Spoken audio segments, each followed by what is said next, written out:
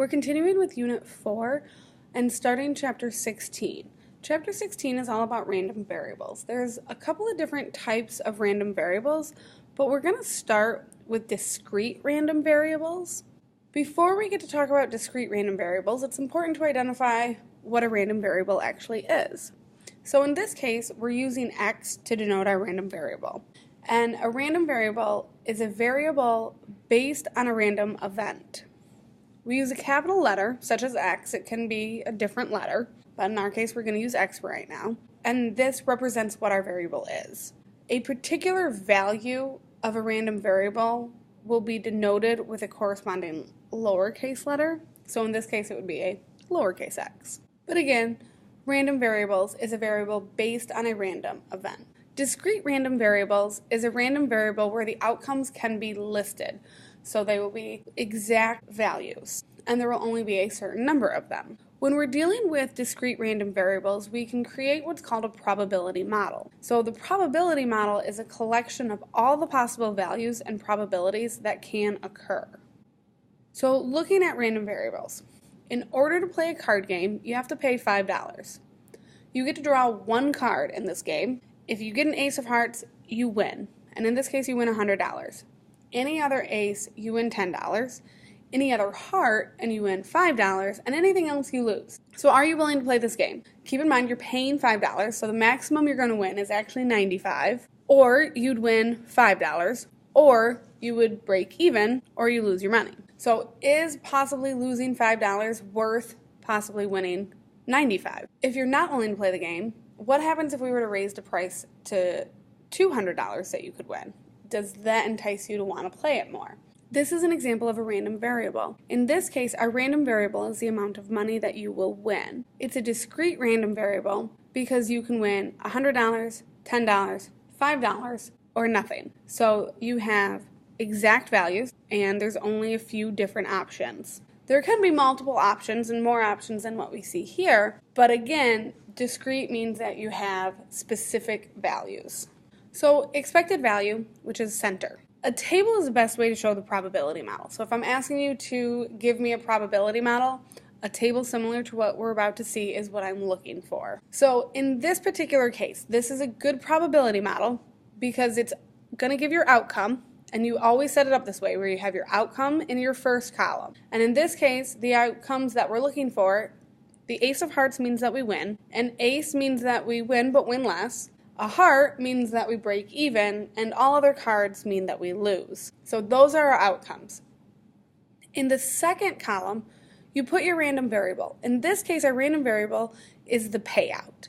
So the ace of hearts pays $95 because you have to subtract what you paid already. The ace is $5, heart you break even, and all other cards you lose your $5. And then in the last column, we give the probability. So note we have the probability that our capital X, our payout, is equal to our individual outcome. So the probability that we win $95 is 1 out of 52. The probability that we win $5 is 3 out of 52 because there are 3 remaining aces out of the deck. If you get a heart, you break even, and that probability is 12 out of 52. Again, there's only 12 remaining hearts because if you get the ace of hearts, it counts as something else. So that's 12 out of 52. And then there are remaining 36 cards out of 52 that will allow you to lose. When you are making a probability model, the probabilities should always add to 100%. So when you add all of these together, you should end up with 1. So in a perfect world, what this kind of means is that you would expect this game to yield one winner of $95, 3 people who win $5, 12 $0 winners, and then 36 people who lose their $5. Now this isn't a perfect world, and of course we don't live in a perfect world. Continuing with our expected value to find the center, we cannot predict what will happen, but we can actually say what we expect to happen. You never know. That's the point of probability, is that you don't actually know what's going to happen. That's kind of what makes it random. But we are able to use math to actually figure out what we expect to end up happening.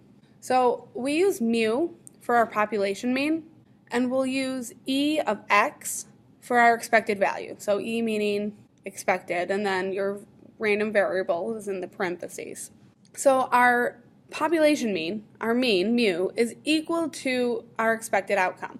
So your expected value is equal to the mean. So they're the same thing. So if you're being asked to find the mean, they're asking you to find your expected value. And the way we calculate that is we find it by taking the sum of our random variable times the probability of the random variable. So you take your random variable, multiply it by its probability, and then add them all together. Again, x is the random variable, and p of x is the probability that the random variable will occur.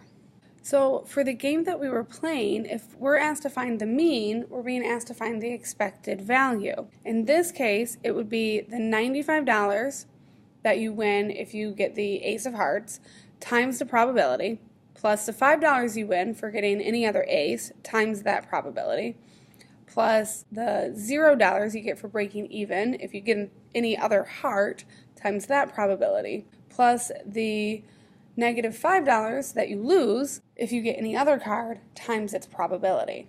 And when you calculate this out, we end up with an expected value of negative $1.35. So that means that on average, if you play this game, you're going to lose $1.35.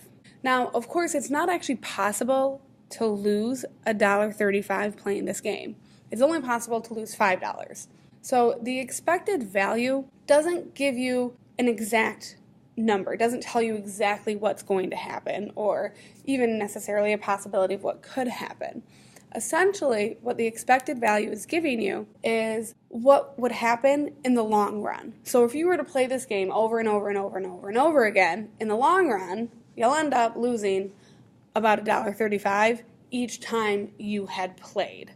So obviously you might be up more, you might be down more, and at any given time you can't lose $1.35. But if you were to play a bunch of games, on average, you would lose $1.35.